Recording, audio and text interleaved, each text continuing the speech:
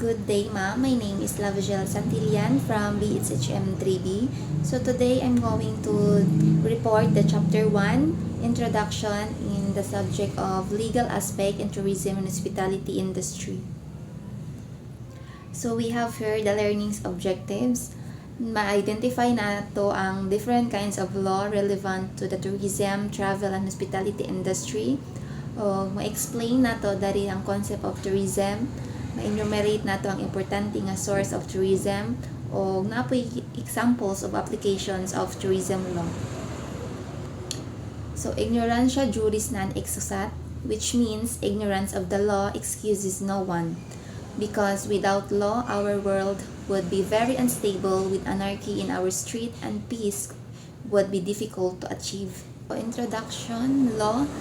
In general abstract, ang law kay mao ni siya ang science of moral laws founded on the rational natures of man that govern his free activity for the realizations of the individuals and social ends of life under an aspect of mutual conditional dependence.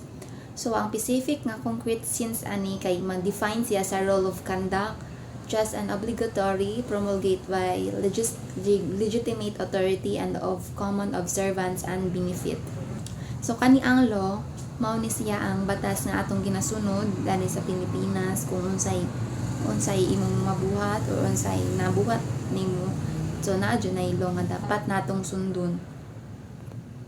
So, we have here the kinds of law. Substantive law, a law which creates, defines, and regulates rights, or which regulates the rights and duties which give rise to a cause of action. And then, adjective law, a law which provides the method of aiding and protecting certain rights. Or general or public law, mao ni siya ang law nga mo-apply sa atuang tanan or sa tanang people of the state or to all of a particular class of person in the state with equal force and obligation. Example ani kay ang criminal law, international law ug ang political law. So, criminal law, a law dealing with crimes and their punishment as well as the procedure for that purpose.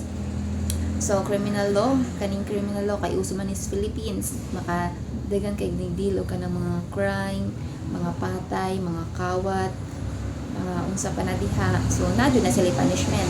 Then, international law, so mao ni siya ang law kay para sa international a body of rules or principles of actions governing the relations between state. And then, political law, law regulating the relations sustained by the inhabitants of a territory to the sovereign. And also, we have special or private law, a law which relates to a particular person or things of a class.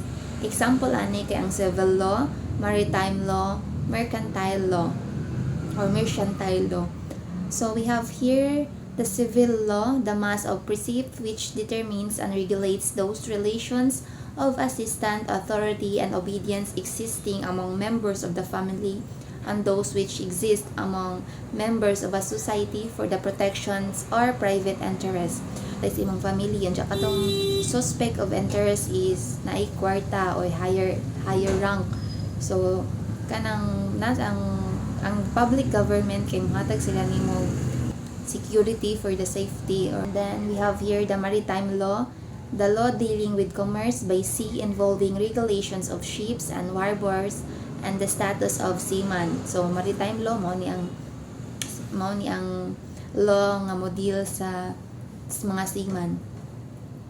Mercantile law or mercantile law, the law of commercial transactions derived from the law of merchant, which includes commercial paper, insurance, and other types of agency. So, kana mga commercial paper, mga insurance, mga unsa pa nandiha nga mga agency. So, napod na sila mga law. And then, concept of tourism law.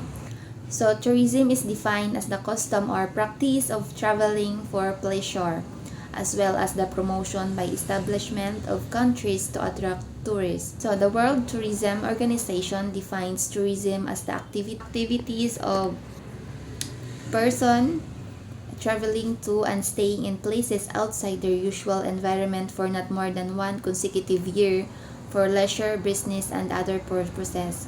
Tourism law may be defined as a body of rules or principles of action which deals with the regulation, authority, relations, and obedience among members of a society involved in tourist travel and accommodation.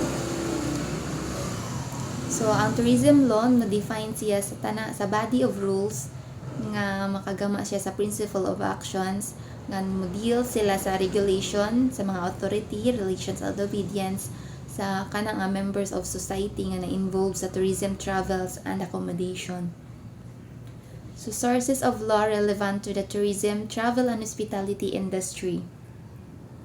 The Philippine Constitution, it is the fundamental law of the land to which all other laws must conform.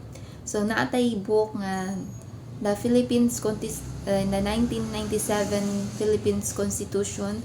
So, nadayatanan nga law nga ato ang makita nga dapat ato ang may bawan. Statutes or legislative enactments. So, mao ni siya ang written will sa mga legislative department nga ni authentic by certain prescribed forms and solemnities prescribing rules of actions or civil conduct with respect to person, things, or both.